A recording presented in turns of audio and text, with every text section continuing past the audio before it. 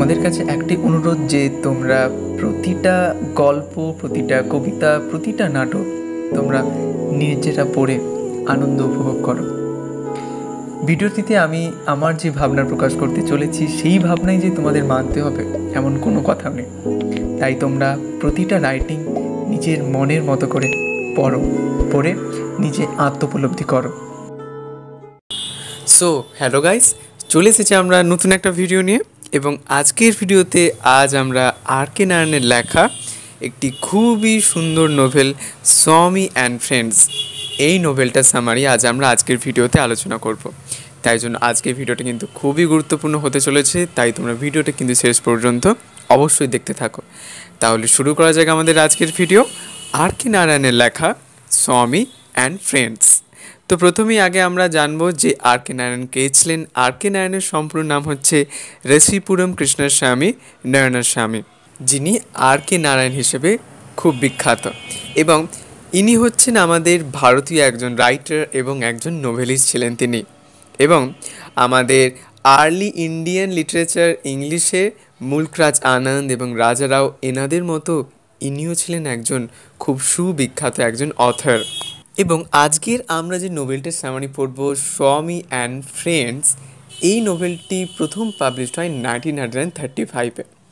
এবং আর.কে নারায়ণ তিনি খুব বিখ্যাত ছিলেন তার ফিকশনাল ওয়ার্ল্ড মালগুড়ি প্লেসের জন্য।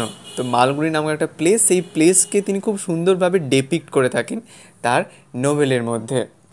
এবং এই যে স্বামী অ্যান্ড ফ্রেন্ডস, এরকম আরও দুটো নোভেল রয়েছে এবং এই তিনটে নোভেলকে একসাথে বলা হয় মালগুড়ি ট্রিলজি। তো কোন কোন নোভেলগুলো জানা যাক। তো প্রথমেই রয়েছে স্বামী অ্যান্ড ফ্রেন্ডস, যেটা 1935 সালে পাবলিশড হয়। এবং তারপরে দ্য ব্যাচেলার অফ আর্টস, যেটা 1937 সালে। এবং তারপর দ্য ইংলিশ টিচার, যেটা 1945 সালে পাবলিশড হয়। তো এই তিনটে নোভেলকে একসাথে আর.কে নারায়ণের মালগুড়ি ট্রিলজি বলা হয়।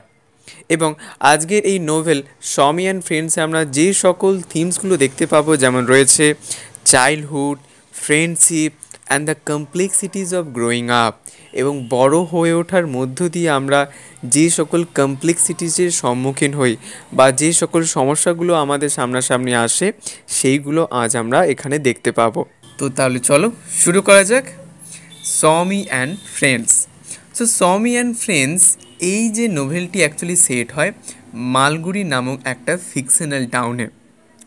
এবং যেখানে আমরা স্বামীনাথন, যাকে আমরা সংক্ষেপে স্বামী বলি, সেই স্বামীনাথনের আমরা অ্যাডভেঞ্চারাস এবং মিস অ্যাডভেঞ্চারাস যে সকল ঘটনাগুলো তার জীবনে ঘটছে, সেগুলো সম্পর্কে আজ আমরা আজকের এইতে গল্পে দেখতে পাবো।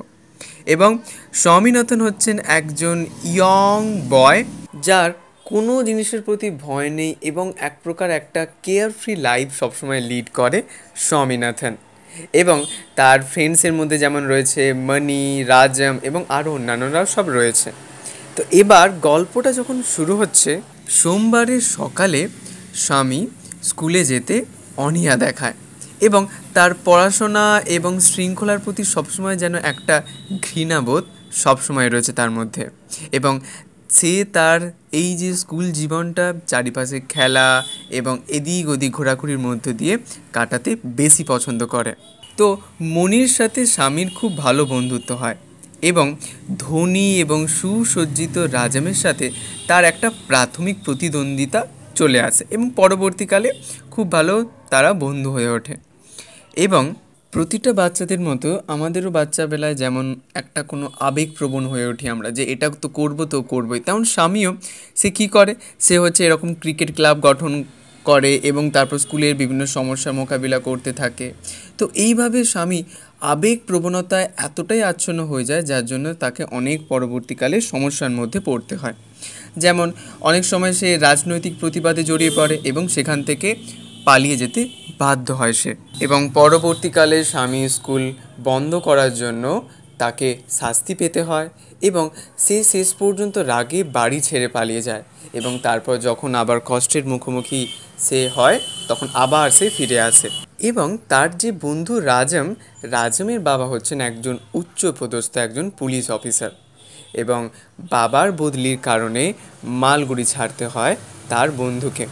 রাজমকে, এবং স্বামী হৃদয়ভঙ্গ রাজমকে বিদায় জানাতে চেষ্টা করে, কিন্তু ট্রেন ছাড়ার আগে তার আবেগ প্রকাশ করতে অক্ষম হয় স্বামী, এবং তার শৈশবের এরকম একটা নিষ্পাপতার সমাপ্তি আমরা দেখতে পাই সমি অ্যান্ড ফ্রেন্ডসে।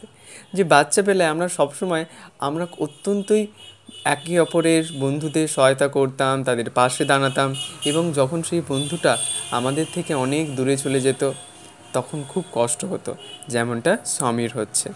তো এই ছিল আমাদের আজকের সামারি, আর কে নারায়ণের লেখা সমি অ্যান্ড ফ্রেন্ডস।